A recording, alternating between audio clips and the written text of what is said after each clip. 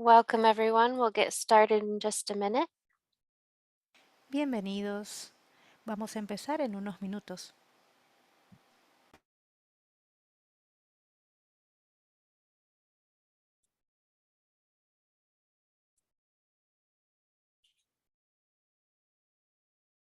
What are you doing?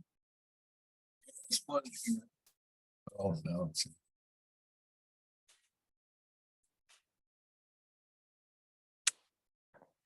Okay. Welcome everyone. Thank you for joining us. This workshop will be available in Spanish. In a moment, a globe icon will appear in your toolbar. Please choose your language. If you're listening in English, please do not mute the original audio. If you have any issues accessing interpretation, please let us know in the chat. Muy buenas tardes, la bienvenida a todos. Este taller está disponible en español. Si tiene algún problema con el audio, por favor, no mutee el audio original si está escuchando en inglés, sino busque el globo terráqueo en la barra de herramientas y elija español. Si tiene algún problema, puede comunicarse con nosotros en el chat.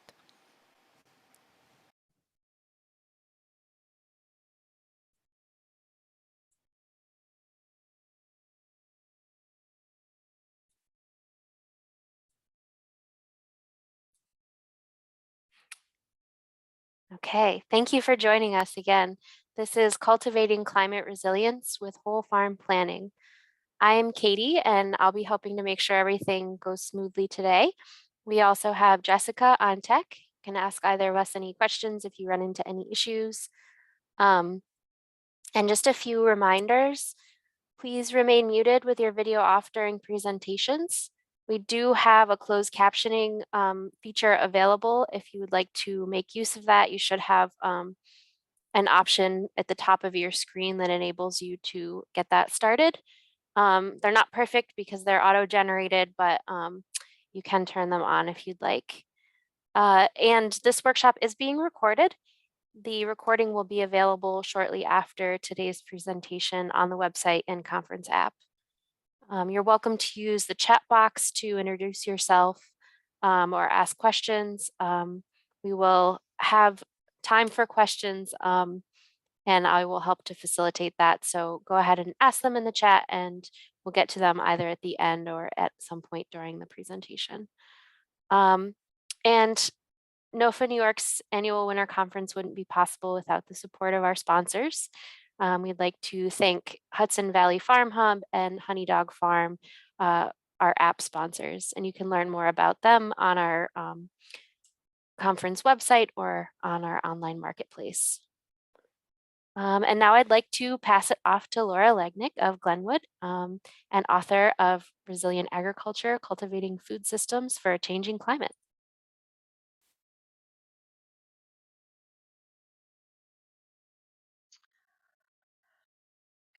Yes. Thanks, Katie.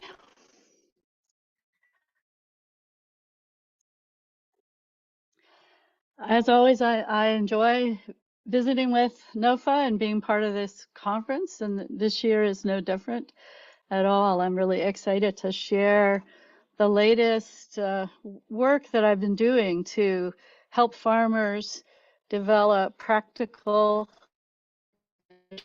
tools. I am, as Katie already said, I am the Director of Agriculture at the Glynwood Center for Regional Food and Farming. Or she, her. And my work at Glynwood involves quite a bit of just traditional farm management, working with the farm that there at the Glynwood Center. We have a certified organic, USDA certified organic vegetable farm. It's about 6 acres in production, diversified vegetables. And we also have about 100-acre pasture-based livestock operation where we grow beef and pork, poultry, and sheep. So I spend a lot of my time working with our farmers and also working to develop a new program in climate resilience.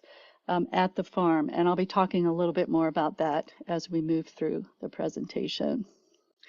So Glynwood, for those of you who don't know Glynwood, the Center for Regional Food and Farming, it's about a 25-year-old organization, and we are working towards the just transformation of the food system by promoting regional food and farming.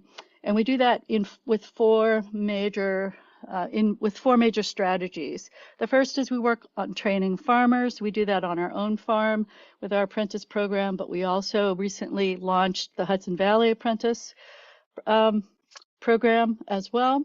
And we also help to facilitate the Mid-Hudson Valley Craft Network. We're also working with leaders all throughout the food system to empower them to help making the kinds of changes that are needed throughout the food system to promote a just transformation. We specialize in creating coalitions, and several of the coalitions, I'm sure at some point has touched your work in some way or your business in some way. The Cider Association, the CSA Coalition, and keep an eye out for our newest coalition, which will be launched this year, the Coalition. And finally, for food access, local food for every table. So we're also working in many different ways within the regional food system to improve food access. Today, talk about what climate change means for farmers, how farmers can begin to think about managing the new risks associated with changing weather patterns, and how whole farm planning can help. So what does it mean for farmers? It's going to get more difficult and more expensive to grow food. That we know is true, and farmers all over the country are already experiencing this.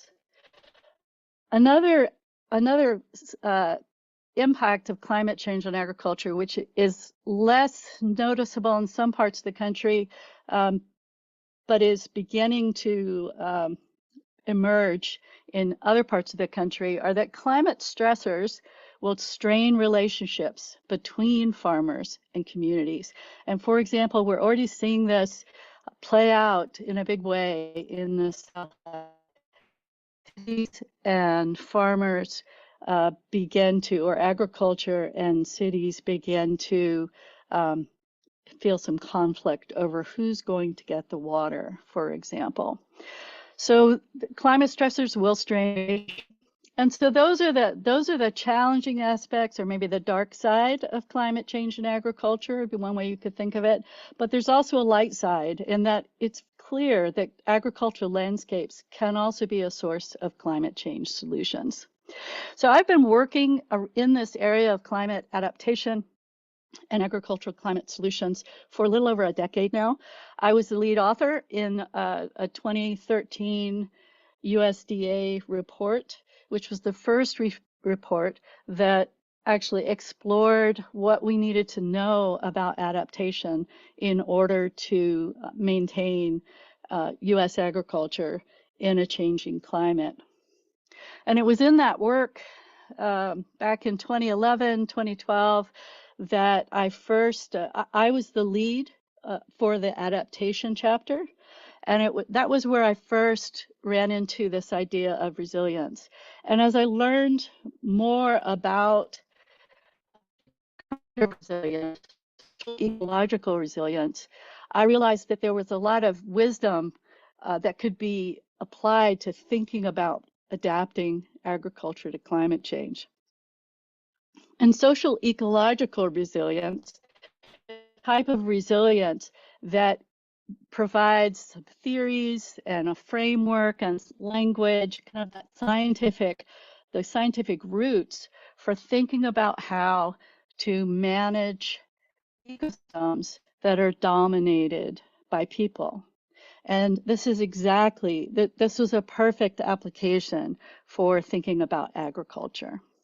So what I would like to do today is talk a little bit about how we can use social ecological resilience thinking to in a practical approach to managing risks associated with changing weather conditions.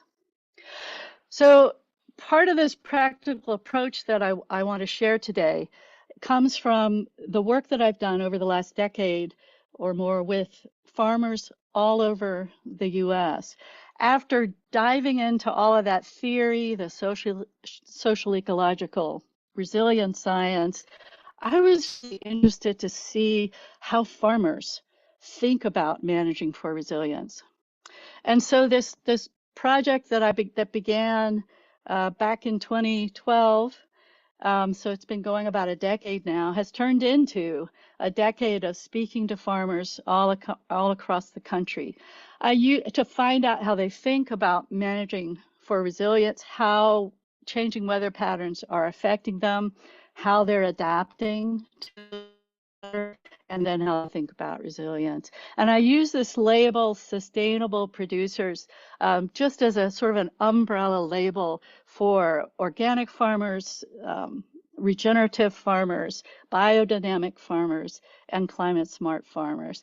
So the key, for me, the key piece here is that what sets these farmers as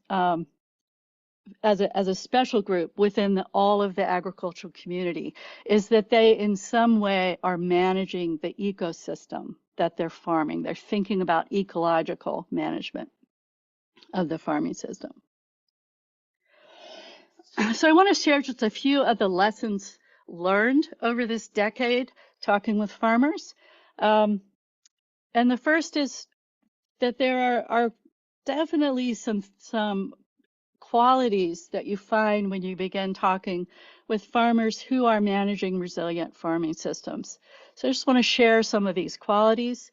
The first is they can produce profitable crops. So there's a basic level of ability to actually grow crops, to harvest them, package, sell them, just all the skills involved in managing a profitable enterprise as a farmer.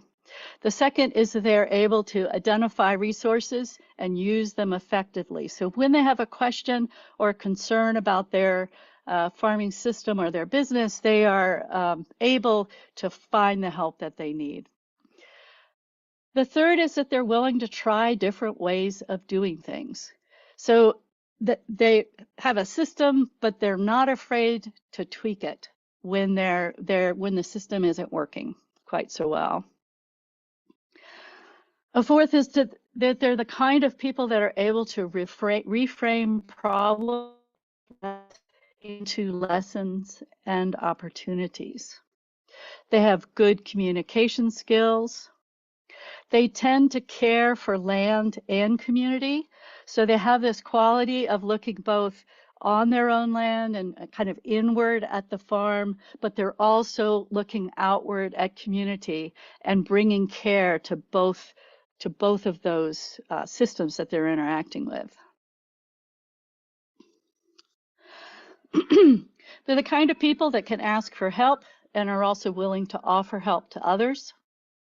They have the ability to cope with loss and change. They tend to feel connected to others and also to a higher power. And this higher power, it may be a spiritual higher power. It may be a specific religion, for example, but the idea is that they feel connected to something bigger than themselves. And then finally, they're able to maintain a hopeful and a positive outlook. So these are some qualities of resilience, which are mostly personal qualities. And it turns out that they're really important to maintaining or adapting to changing weather patterns and being successful in change of all kinds. Resilient farmers take full advantage of resilience. And so what do I mean by this? What I mean is that we often think about resilience as mostly about bouncing back. And that's the idea of recovery capacity. And that's definitely part of resilience, but I don't think it's actually the most useful parts of resilience. So resilience is actually made up of three complementary capacities. We've got that bounce back, which is that recovery capacity, but there's also a response capacity. And that is the ability to design and manage a system so that it can respond to disturbances and shocks in ways that avoid damage or limit damage. And so what this means is that we can actually make use of resilience thinking to create systems that never need to bounce back because they aren't damaged when when there's a shock or a disturbance. So that's this response capacity. And then the third complementary capacity in resilience is this idea of transformation capacity.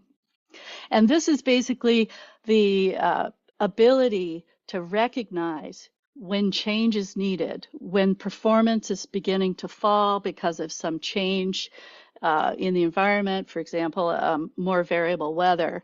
And we can step back and realize that it's time to make some changes because the current system just isn't working well any longer. And so that's transformation capacity. And I will get into more detail about these three capacities, what they look like, and the kinds of practices that are associated with each towards the end of the presentation. Resilient farmers also aim for a healthy balance of diversity. And one really, for me, a very interesting part of the work with farmers, my work with farmers over the last decade, is that this idea that I hear a lot in ecological farming circles of all kinds is that diversity is good. Diversity is good.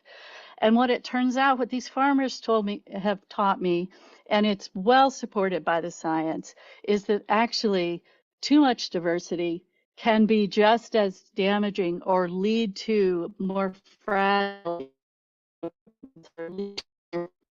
farming systems as too little diversity. So I'd be happy to talk about this some more, probably not in this meeting, but tomorrow, I think at 1 p.m., I'm just going to have an open discussion about some of these ideas, which are all included in my book, Resilient Agriculture. So we can get into this detail tomorrow at 1. I'd love to have this kind of talk and dig into what this means. For now, the practical take home is that there is a sweet spot. It's called the window of vitality of diversity of any kind of system. And too little and you lose resilience, but too much diversity and you lose resilience as well. Resilient farmers follow the 3 rules of resilience. And very simply, these are to cultivate diverse relationships of mutual benefit. We do this all the time in organic farming when we mix cash crops with cover crops that are providing perhaps nitrogen, for example. Resilient farmers cultivate regional self-reliance. This one's a little more difficult given our current economic system and just the way supplies and inputs are made available to us. However, when possible, resilient farmers are purchasing from the region and are selling into the region as well. And then the final rule, the third rule, is that resilient farmers cultivate community-based wealth. And there's a lot behind all 3 of these rules, but simply speaking, community-based wealth you can think of as promoting regional health and well-being of natural resources, human resources, social resources, for example. And resilient farmers know that resilience is rooted in community. So remember, I already talked about one of the qualities of the resilient farmers is that they show care for both land and community. And it's this idea that a farmer or that farm family is sitting in between community and the farm. That's where they're situated within these these systems, and they're looking both into the farm and caring for the farm, the land, and the people on the farm, but they're also looking outward into the community and caring for the community as well. The other lesson related to this idea of resilience being rooted in community is that resilient farmers recognize that they cannot be resilient without community.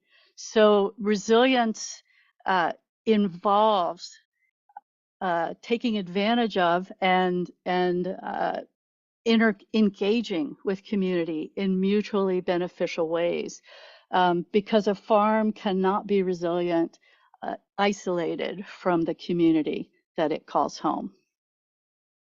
And it's this idea of resilience being rooted in community that is where resilience thinking connects with whole farm planning. Because with whole farm planning, there's a focus on thinking about the whole farm in community. And so as I learned more about resilience, I began to realize that we already have farmers are actually really lucky in one sense as we begin to grapple with adapting to climate change. We're really lucky because we have a long history already of managing farms with this idea, this whole system idea, this whole farm idea in mind. This idea of looking inward to the farm, but looking outward to community at the same time. And it's called whole farm planning.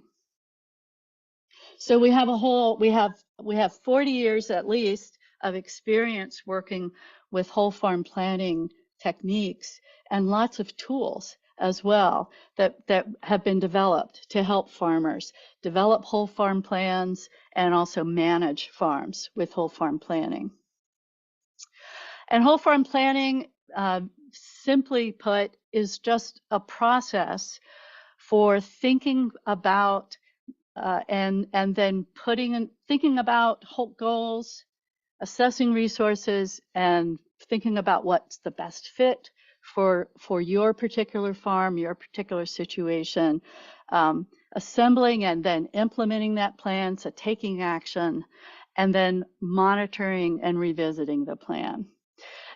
There's some other names for this kind of planning that maybe you've heard of if you haven't heard of whole farm planning. Might be continuous improvement, a very common name for this sort of adaptive planning in business. But the basic idea is that you're thinking about the business that you're managing, in this case a farm, and you're thinking about it in terms of your goals, your bigger picture goals, perhaps for owning that business and working in that business. What are the resources that you have to meet those goals? Putting that plan into action, and then stepping back, usually once a year in whole farm planning, stepping back, looking at how well your plan is working and looking to see that your plan is actually helping you move towards your goals.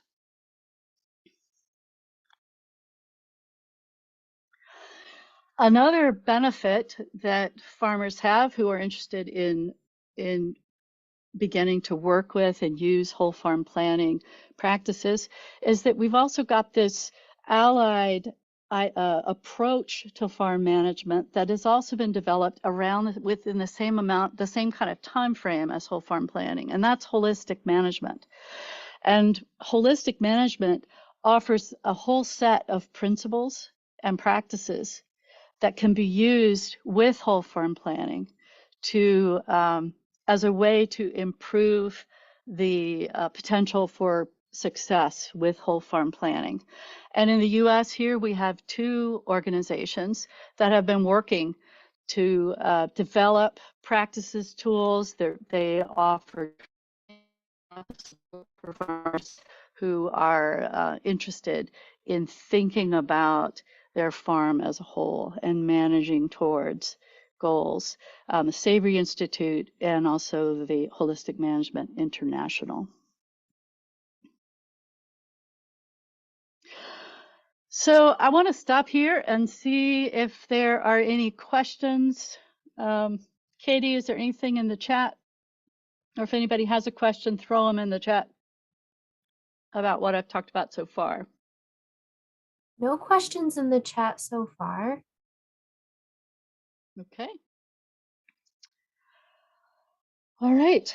So I want to now put together climate resilience, which I spoke about in the first part of the talk, with whole farm planning, and then walk through the steps of whole farm planning for climate resilience. You can think about it as having 5 steps.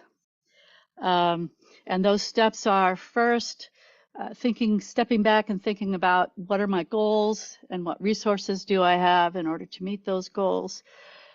Then what is my climate risk? It's the next question to ask in this planning process. The third one is, what adaptive strategy do I want to take? What works for me in my situation on my farm? And then once you've figured out adaptive strategies, you'll look for those best fit options.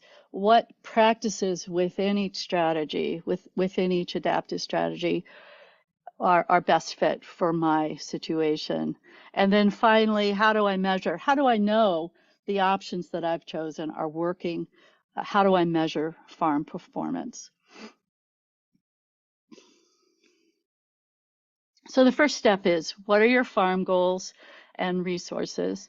So this really speaks to thinking through goals. I like to use when I'm teaching climate resilience planning, I like to encourage farmers to use holistic management, the holistic management practice of writing a holistic goal. I like to use that goal and that kind of a goal in particular because it actually speaks directly to the well-being of the farm family, the well-being of land, and also the well-being of community. So don't have time to get into that in detail today, but that's a particularly powerful goal for doing climate resilience planning or whole farm planning for climate resilience.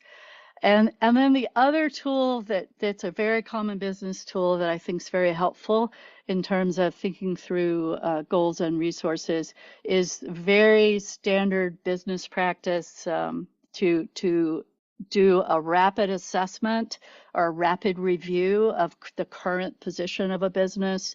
And that's a SWOT, or doing a strengths, weaknesses, opportunities, and threats review of a business. And so with a holistic goal or some other goal that, some other way of expressing your goal, your business goals and your family goals, plus doing this rapid assessment of the position of your business in terms of strengths, weaknesses, opportunities, and threats, you can get a great, you have the tools that you need to be able to later on in this process choose best fit options. So this is the first step of using whole farm planning for climate resilience. Answering the question, what are your goals and what are your resources to meet those goals?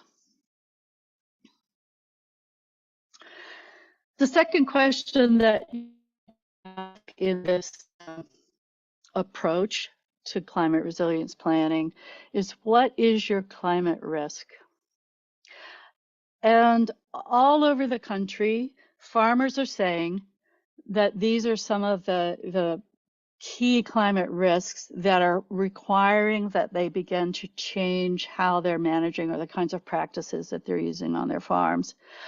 The first is water, and a easy way to say it is too much and not enough, and very often in the same year. So the more variable weather, more variable rainfall, but also more frequent incidences of more intense rainfalls really have captured the attention of farmers and ranchers all over the country. So water too much and not enough is a major challenge. And I'm going to talk about that a little bit more and how that's influencing the Glynwood's farm. More variable temperatures and rainfall, so more generally just more variability in temperatures and rainfall, really challenging farmers around the country. Warmer winters, while there are some benefits or some opportunities in warmer winters, they're also creating some new challenges, such as increasing pest pressures and also disrupting pollen or flowering and fruiting sometimes.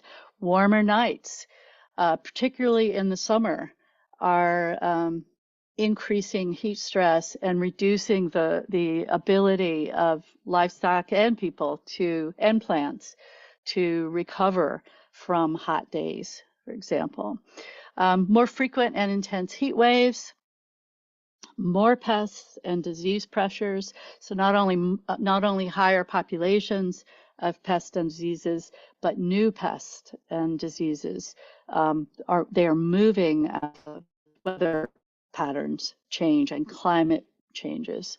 They're moving with those climate changes. And then more disruption of pollination and fruiting. Warmer winters do that, but also hotter temperatures, warmer temperatures in the growing season, and more variable temperatures in the growing season can also disrupt pollination and fruiting as well. So I wonder, anybody that's listening, I'm going to talk a little bit about Glynwood's experience just in the last few years, particularly around this challenge of too much and not enough water. And I want to invite you, if there's a particular weather-related change that you're finding is really challenging your farm or your ability to manage your farm, if you stick it in the chat, and then we'll ask Katie just to share a few of just what you're experiencing on your own farm. So what's going on at Glynwood? I have been at Glynwood since the fall of 2021. And I just wanted to share, and water, too much and not enough water is absolutely our #1 climate risk. It has really been complicating management at our farm. And for those of you who don't know, that Glynwood Farm is in Putnam County. It's just right outside of Cold Spring in the Mid-Hudson. So what I wanted to show here is just a few pictures from the farm at the height of last summer's drought. We got hit really hard by that drought. And what you're seeing in the top, the more landscape view, is, first of all, what I notice right away when I look at this is that empty field, that plowed field in the foreground, which actually was a pasture that we renovated and had seeded, and it sat there for 2 months or even more, doing nothing. The end of that story is when the rain did start again in September, that pasture, all the seed came up and it looks great. So it ended up being into that story, but it was looking pretty rough in August. Some other things that I see in kind of the mid-ground, and there's a close-up of it. You see where we had our pastured turkeys. Our pastures basically at this point in August had completely dried out. So if you look down below at the picture of the turkey at bottom, all of our pastures basically looked like that. The cover had completely dried out and everything was down. We had actually, by this time of the year, we had moved our cattle and sheep into the green areas that you see in the mid-ground in the picture above, which are thickets with natural drainages. So they're a little wetter, and they have a real diverse mix of unmanaged vegetation. And those became places that they were a little bit cooler. They had some kind of forage, and we were feeding hay. We were feeding hay to all of our ruminants by July. So really very challenging for the livestock operation at our farm. And then the last thing I notice in that landscape picture above too is that the forest were also trees were going dormant in the forest, and this again was in August. Some other things going on during this this drought at our farm is we are very lucky. We have 3 wells on our property and also a rather large pond and a small lake. And we can irrigate out of the pond. We're set up to do that. So the vegetable operation had plenty of water during this time. But one of our wells went dry during this period. And also the pond and the lake levels both fell more than ever been measured on the farm. So for us, this was a pretty dramatic drought event. And although we felt prior to this that we had a lot of resilience to drought, this really got our attention. And so we're actually thinking about what else we can do to improve our ability to respond to conditions in the future. And just about 8 or 9 months before those pictures that I just shared, the story that I just shared, we had a really wet fall. I think this is from November in 2021. And the fall actually was pretty wet at Glynwood Farm. And I've just shared a couple of images to give you a sense of how the too much water, so I shared not enough water with you, and now we're looking at too much water. So we've had extreme damage of lots of the farm roads on our farm. And you can see just an example of that on the right, just from lots of runoff, very damaging surface water runoff throughout the farm. That middle picture is just showing some infield surface or sheet erosion, some real erosion in our vegetable operation, which in this particular field in the middle, you're seeing it's in cover crop at the moment, cover crop that had been grazed. But you can see the kind of damage that's being done just with surface runoff there.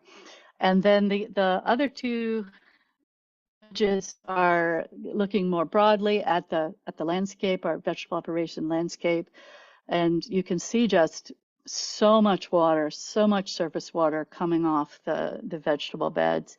And then the lower picture is just showing right after that rainfall, how much water was still being held in the field. So we really have some challenges at Glynwood with managing too much and not enough water. And so for us, as we're thinking about the whole farm climate resilience planning, this risk is top of mind or top of list for us to think through some solutions for managing this challenge. I'm wondering, Katie, did anyone share risks for that, the kinds of risks they're dealing with? Yeah. Emily shared too much and not enough for sure. We've especially struggled with the amount of time and labor goes into manually moving our wobblers around our 6-acre vegetable farm.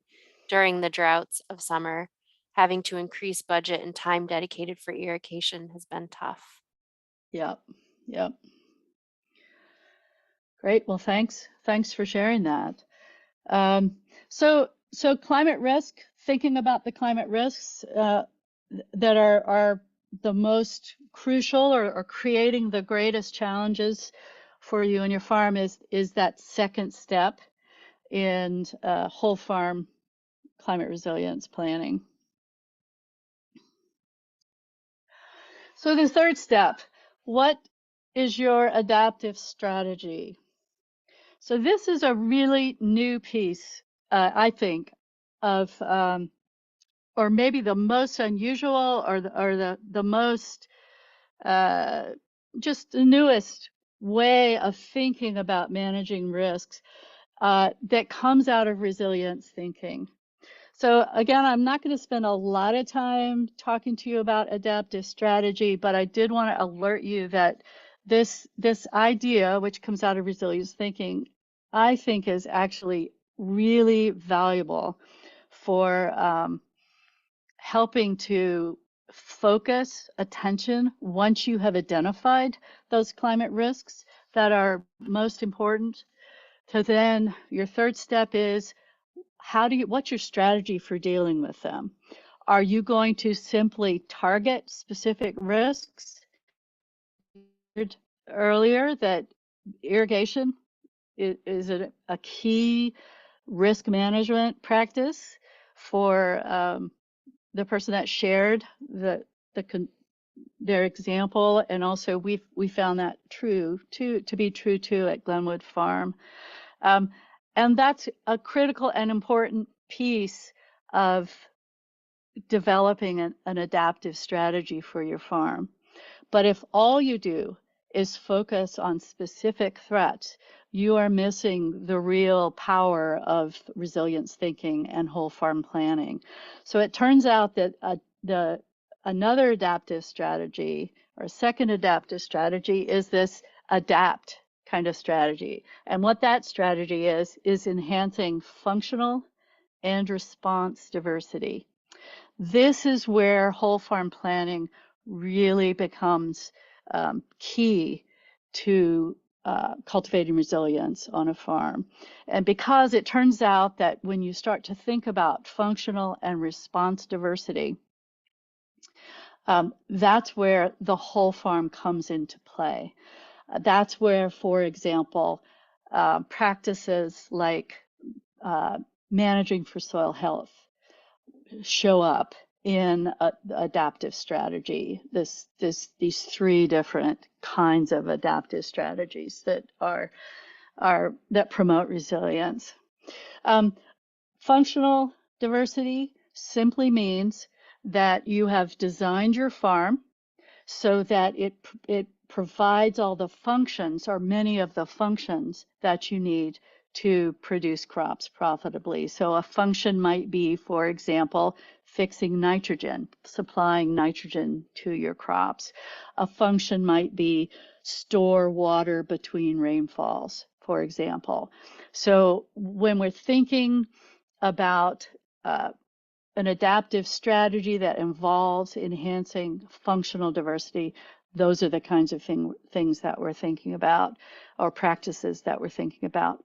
Response diversity is designing and managing your farm so that with enough diversity so that the functions that are needed can be provided over a wide range of environmental conditions.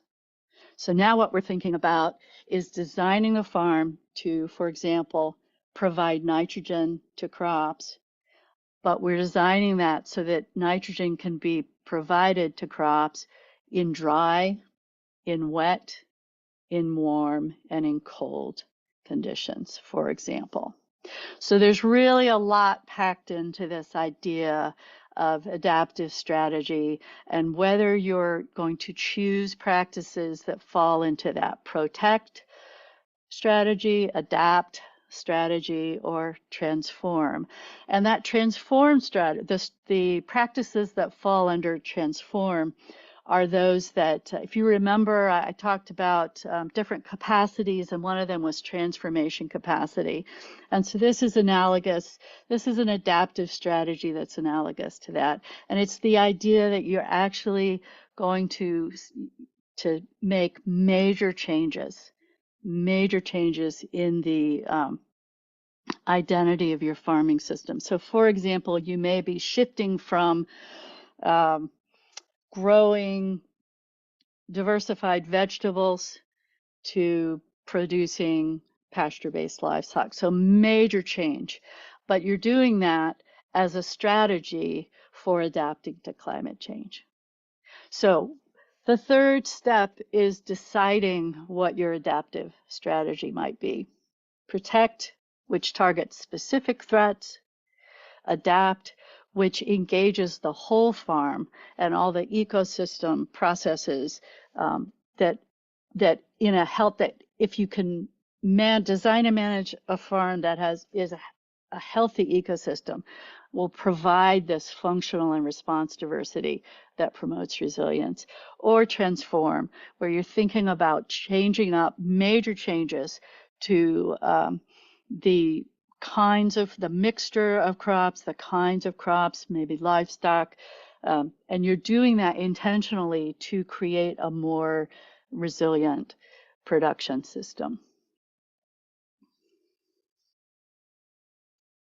So the fourth step in this plan is to figure out best fit options. So within each strategy, within each adaptive strategy, there are a whole range of practices that you can choose from. And the best fit will depend very specifically on your needs, your personality as a farmer, the landscapes you're farming, the mix of crops or livestock that you're managing, along with the social conditions, so that's on the farm, the quality of the resources on your farm, the needs of the family that are, and when I use family in this context, I'm really just meaning the group of people that depend on that farm or care for that farm or somehow are a part of that farm. So there are a lot of social and ecological conditions on the farm, as well as social and ecological conditions off the farm that create, that shape what options, what practices within each of those adaptive strategies that I just discussed are actually going to be the best fit for your farm. And then the last step is to measure that farm performance. It's really answering this question: how do you know the changes you've made or those particular practices that you've adopted in order to reduce climate risk? How do you know they're working? How are you measuring farm performance? So I'm not going to walk through all of these examples, but I just wanted to show you that this step of measuring performance, this is that monitoring step in whole farm planning. And we actually know a lot about how to do that. And what I've shared here is just the results from one particular project that I was involved in. This was a farmer survey. We worked with a group of farmers actually over 4 years in the Southern Appalachians near Asheville, North Carolina. And what we were working with, they were helping us understand how they measured the success of their farm performance. And so, as you can see, we working with these farmers, they told us that the way they think about farm performance has to do with how the farm is supporting family well-being and how the farm is supporting ecological well-being and community well-being. So, and I shared with you just to let you know that sustainable farmers, at least in the Southern Appalachians, are actually measuring it, and they're using some fairly common metrics or measures Sometimes these are called in business management KPIs, key performance indicators. They're using some fairly common metrics that are used by farmers all over the world to address this or answer this question: how's the farm performing? And so what you can see here is that the measures in bold were the ones that were used most often with this particular group of sustainable farmers in the Southern Appalachians. So the thing to remember about this monitoring step or measuring performance as part of whole farm planning is that it's not a mystery, and we actually have a lot of really good measures that we can use that will actually capture farm performance in the way that farmers typically think about it. So I want to finish the last part of the presentation here is actually I'm going to go into some detail and just give you a few examples from 3 farms that are included in the work I've been doing now for a decade with farmers around the country. But I wanted to stop here and see if there are any questions anybody had about whole farm planning.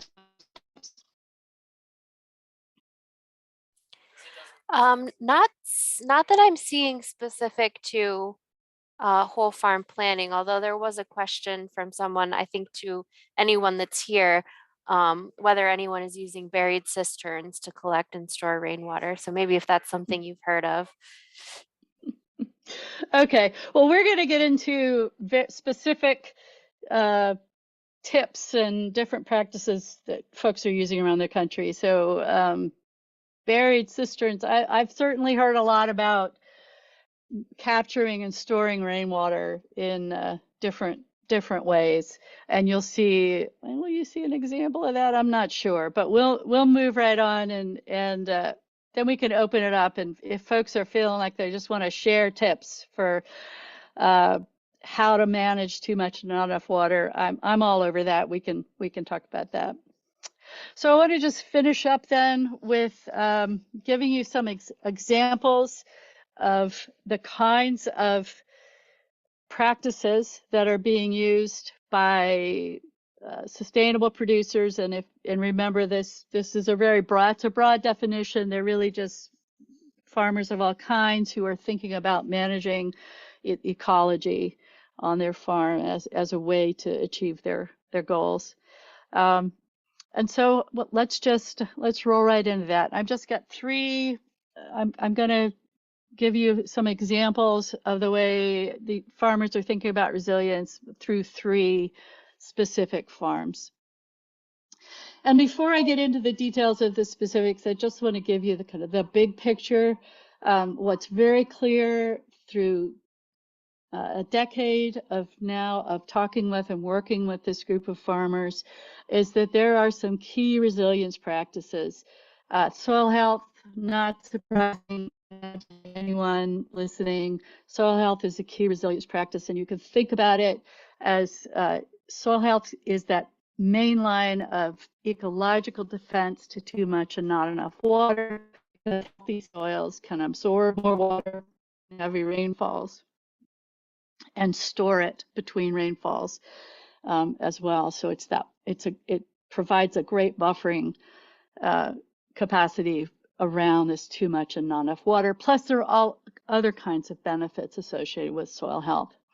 A second key resilience practice is planned biodiversity, and I've really already addressed this with the idea that there's a level of diversity that provides you with that functional and response diversity that's not too, but there's a sweet spot in that, not too much, not too little either. So it's this idea of really planning biodiversity and thinking about it very intentionally in order to reduce risks and enhance resilience.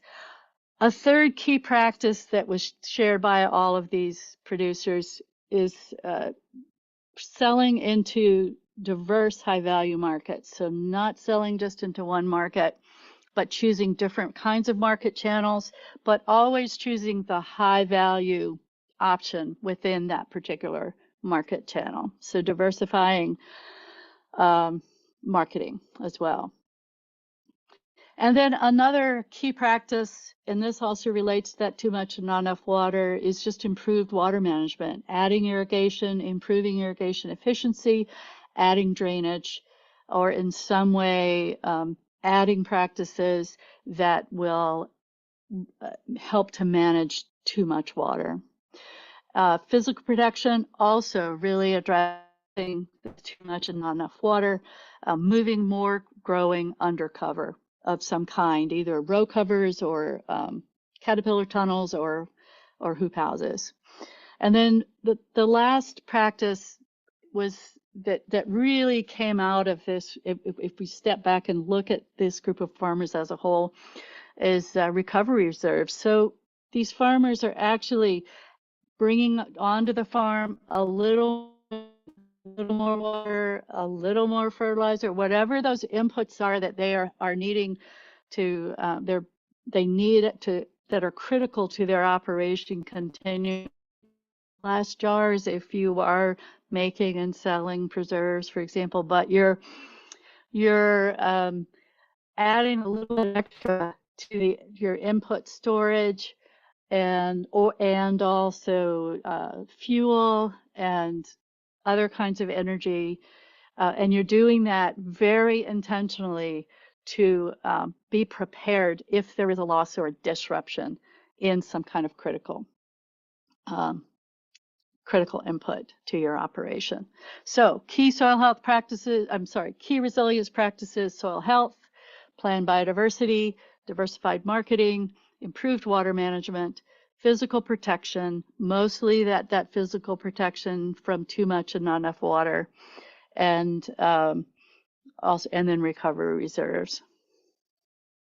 So I just want to give you an example now, moving back into this, thinking about managing and taking advantage of the full range of capacities in a resilient system. So we'll just use this, and I'm going to give you 3 examples. So remember, those 3 capacities are response, recovery, which is that bounce back, which normally people think about when they're thinking about resilience, and then transformation capacities. So I just want to give you one example each of farms that are really are good examples of each of these capacities. So cultivating response capacity, the management goal of cultivating response capacity is to design and manage an operation so that it avoids or reduces damage from a disruption. And the example I have for you today is Fair Share Farm, Rebecca Graff and Tom Ruggieri. They're in Kearney, Missouri. And they operate a 10-acre diversified veg. They have some fruits, some culinary herbs. They have 100 laying hens, and they're also doing on-farm vegetable ferments. And they have also experienced many of the same disruptions that I talked about at Glynwood Farm and that farmers across the country are experiencing. In particular, too much and not enough water. Some of the practices that they've used to address that issue is heavier mulch, so using more mulch, reducing tillage. They're also doing a lot of bed prep and tarps, so they're preparing their ground when the conditions allow, and then covering the ground so that with tarps, so that reduces the that allows them to get in and plant whenever they need to. They're also experiencing higher, warmer temperatures and more heat wave. And so they have developed, or they have switched out to more heat resistant cultivars. They're also looking at planting later to get out of more variable springs in their area. And then they have also used masterline earthworks across their entire farm, and that's what I really want to dig into in terms of this idea of response, cultivating response capacity. And just before we move into that detail, just a few other parts of their story which are relevant to resilience is if you notice in that second bullet, they've also done many other things as well that involve in enhancing recovery capacity.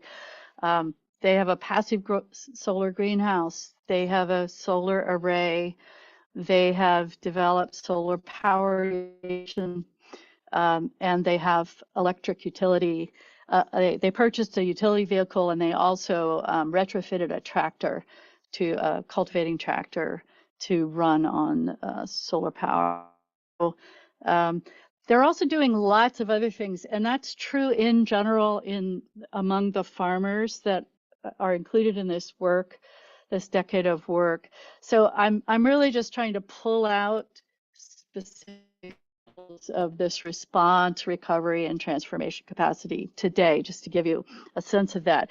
But it's true throughout the case studies that these farmers are using a mix of the different they're cultivating all three kinds of resilience on their farms, and this is true for all the farmers that I'll talk about today as well.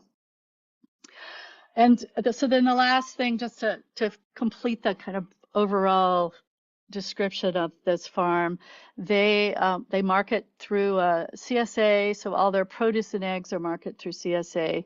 They market their ferments online. They also sell them at farmers markets and also sell them wholesale to retailers as well. So let's dig in just a little bit more, no pun intended, to Masterline Earthworks and what that is. So if you notice with this overview of Fair Share Farm, there are 10 acres, and you're looking at the whole 10 acres here. If you notice, all of the beds are curving around, and so this is actually the master line. That's what that means. They've actually change the orientation of all the growing beds or their rows that they're managing to help with managing the flow of water, to slow down and spread out the flow of water across their farm. And so this is a picture of their farm before they did any master lining. So you're seeing that aerial photo. Very common straight layout, very common kind of a layout for a commercial vegetable operation.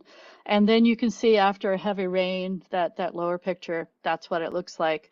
And so this really got my attention because as I shared some of the pictures of what's going on in our vegetable operation at Glynwood, I think you can probably see how similar they look. So their challenge with the heavy rain was, how do they move the water?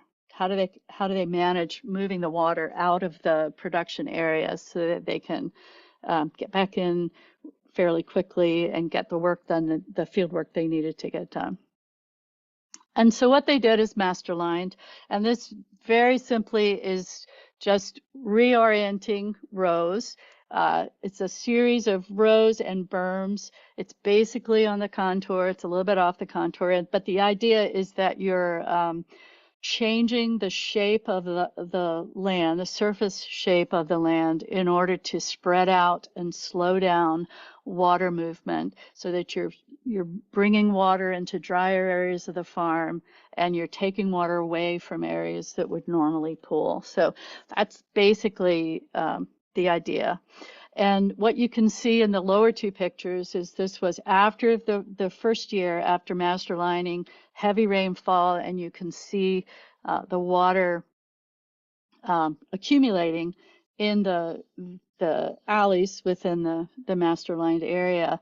But within 8 hours, so these pictures were just 8 hours apart, you can see that water is already moving away and draining from the production areas. So it's early days. I think this year will be the third. They're now entering their third growing season with the master line. So it'll be really interesting. I'm interested to see how it all works. I've put the URL for Fair Share Farm. It's just fairsharefarm.com, and they have done a great job of documenting what they're doing and how it's going. So you can go there to learn more about what they're up to. So that was an example of response capacity. This is an example now of recovery capacity. And remember, this is the ability to access the resources you need to swiftly and efficiently return to full function after there has been some kind of disruption or damage.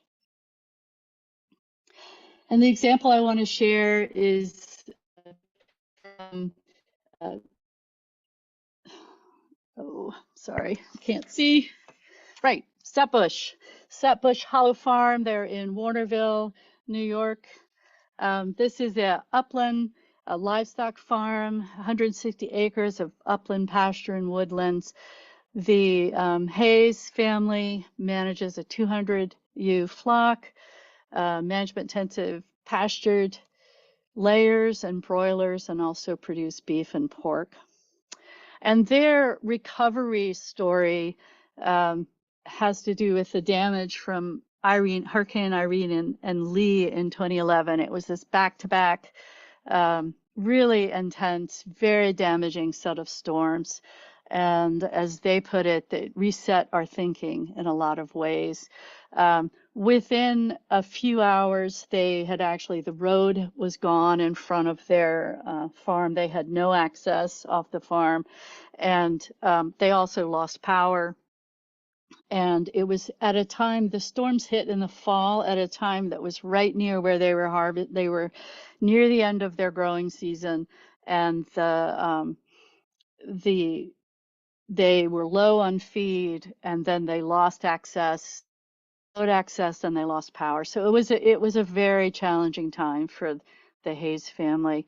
And as a result of that, they put in a lot of what you can think of as recovery practices. So they added drainage, they added more water catchment so that they could catch more rainwater on the farm and have that if they needed it to water animals. They reinforced field shelters and added additional feed storage, additional pastures. They actually went after this experience and pasture, backup recovery pasture, and they also added solar backup power. And you can read about their farm and their experience at the website realworldresilience.com. All the stories in the first edition of Resilient Agriculture are there, free for available as a free download. So you could read more about it there. So some of the assets that promote recovery capacity: having healthy soils and water, having nutrient and pest management reserves, having some stress management skills, ability to manage your own stress, the family stress, ability to cope with loss and change, having some recovery planning and management skills, investing in backup energy and other resources, perhaps thinking about moving into diversifying your products a little bit, and for example, producing shelf-stable products, having some savings, access to capital, insurance, and recovery resources. And so that's kind of all the on the farm and the farm family kinds of assets. And then that community, the community part of farm resilience would be that your community is involved in doing some resilience planning, some disaster response planning, and that there are recovery networks within your community when there is a need for recovery, when there is damage.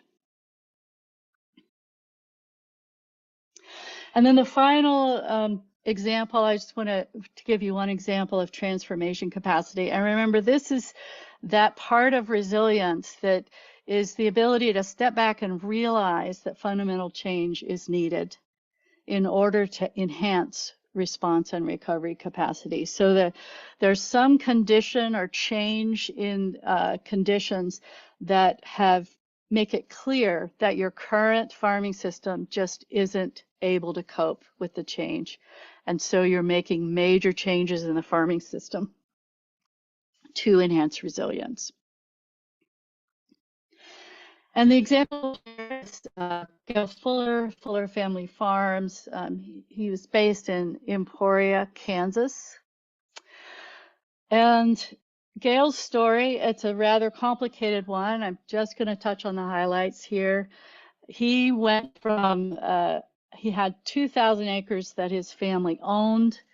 And he also leased another 3,000 acres. He was a very standard commercial or commodity no-till corn and soy farmer.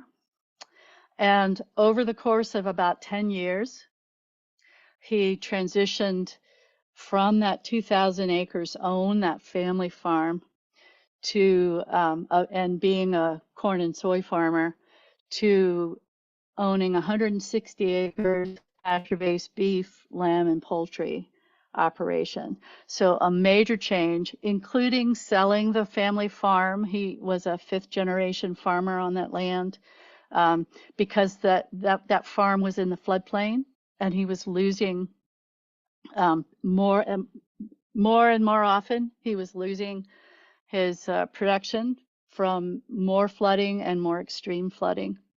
So story is a story of retreat from floodplains and how farmers sometimes need to step back and realize they just can't keep farming in the place that they farm or farming the kind of crops that they're farming. So some of the changes that he's made: diversified, he's using practices like dynamic rotation, he's using cover crop cocktails, he's pasturing multi-species, and he also moved from commodity markets to direct markets. And all of those changes were part of this transformation of his farming system. So assets that promote transformation capacity, having just good practical management experience, good creative thinking and problem solving skills. Some of these you'll notice were also those kind of personalities or qualities of resilient farmers that I talked about near the beginning of the presentation. Willingness to make mistakes and to learn from them, willingness to consider alternatives, courage and persistence, and access to technical and financial assistance with these kinds of characteristics. So all the characteristics above.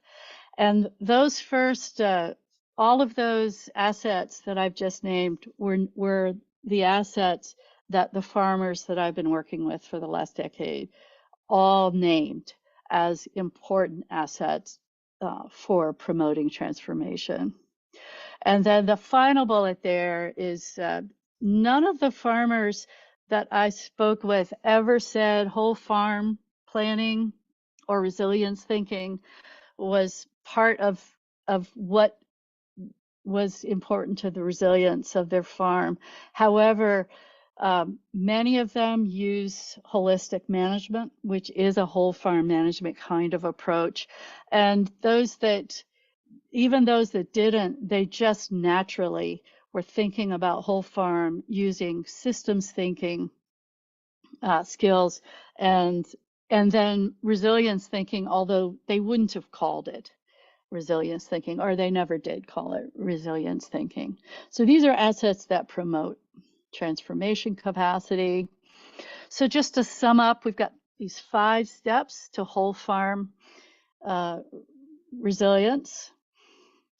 And they're thinking about your farm goals, the climate risks that you're trying to address with your plan, what adaptive strategy, some best fit options, and then how do you measure farm performance. And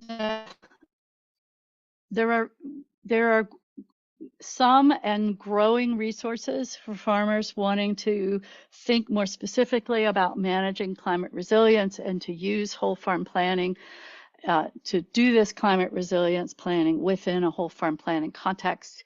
NOFA put out a great guide written by and Carl North. That guide is still, although it's a little older, it has been updated, and it is still an excellent first stop for resources around whole farm planning and walking through these steps. There's Cornell Climate Smart Farming website and resources on that website. I've written a little 5 steps to your whole farm climate guide or workshop for a workbook for farmers, and I think I included that. I gave Katie that a direct link to that, and she was going to put it in the chat when I mentioned it. Some other resources that are more general, specific to just generally agriculture rather than diversified ag or small scale or sustainable ag, but great guide, Introduction to Risk Management, standard risk management thinking. How do you think about managing risk on your farm? Adaptation Resources for Agriculture provides a great overview of how do we think about managing climate risk and what practices, 8 different strategies for managing. So you can think of this as adaptation strategy, and then many practices listed under each of those strategies.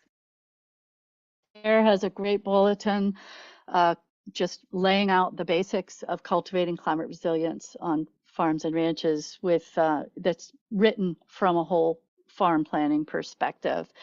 And then you can learn more about these farmers and others and get deeper into all of the ideas, the resilience thinking ideas that I've presented today in my book, Resilient Agriculture, Cultivating Food Systems for I just, again, I think if you're interested in digging into these ideas a little bit more, I'm scheduled to do just an open discussion. I think it's 1 o'clock tomorrow as part of the conference. So I think we're about out of time, but perhaps we have time for if there's another question or comment, or what is it looking like, Katie? Yeah, if you have a couple minutes, there were a few questions that came in. Okay. Let's see. So the first one was around high value markets. So thinking about balancing community needs with the need for high value markets, how do you address or reconcile like fighting hunger and food insecurity and like that role that farmers can play in their community with also the need to find high value markets? Yeah, isn't that an interesting conundrum? Overall, my short answer to that is it's not the farmer's responsibility to solve inequity in the food system. And that said, Glynwood is working on a number of ideas for how we pay farmers a fair price for their food, a living wage for the work of farming, but also make that food affordable.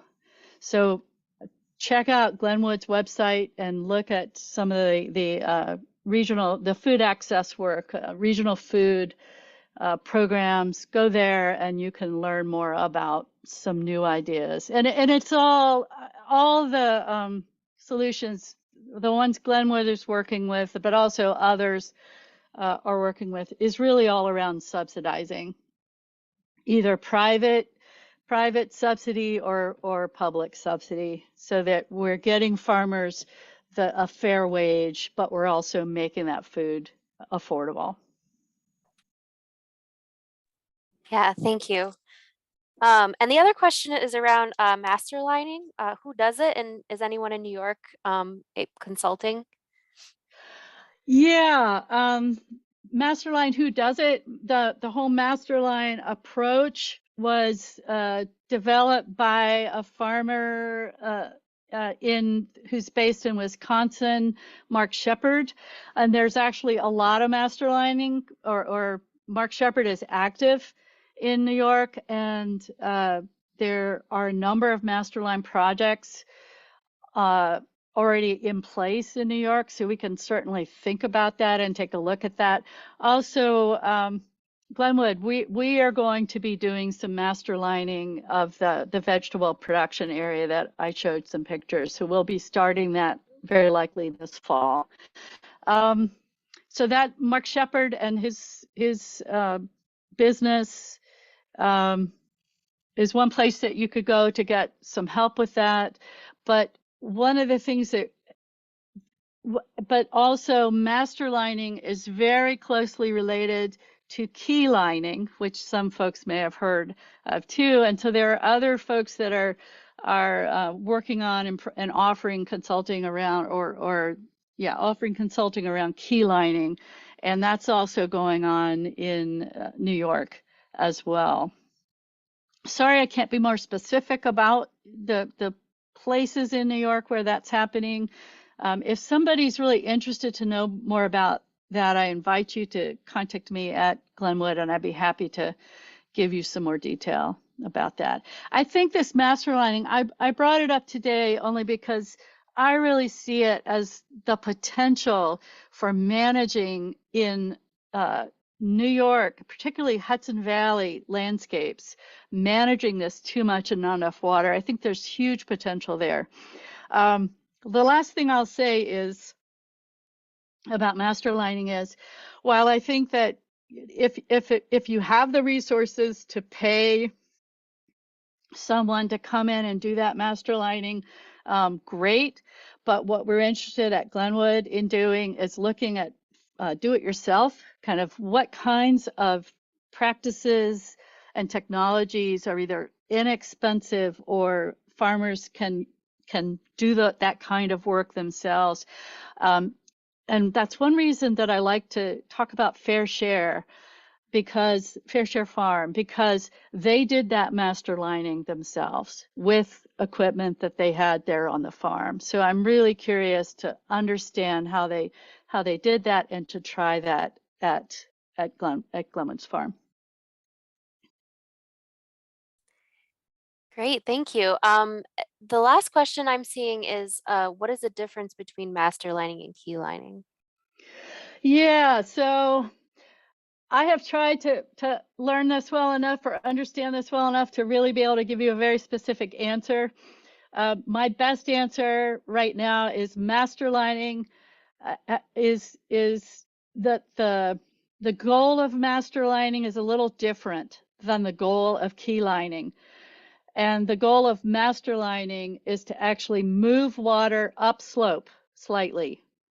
And I believe the goal of key lining is more just to slow water down and move it slowly through a landscape. But that piece of moving it upslope and spreading it out into drier areas, the farm, is the difference. But I don't feel like I can really give you an excellent answer. I trust that by this time next year, I will be able to give you a better answer. And if there's someone listening who can answer that question, please speak up. I think that was the last question. Just a lot of gratitude in the chat. Thank you for all this excellent information, Laura. It's been really informative. And just a reminder to everyone that's on here, don't forget tomorrow at 1 o'clock, join Laura again and you can ask more questions. Okay, well, thank you, Katie, and thanks to all of you that joined. Look forward to seeing some of you tomorrow. Thank you. Have a good night. Bye now.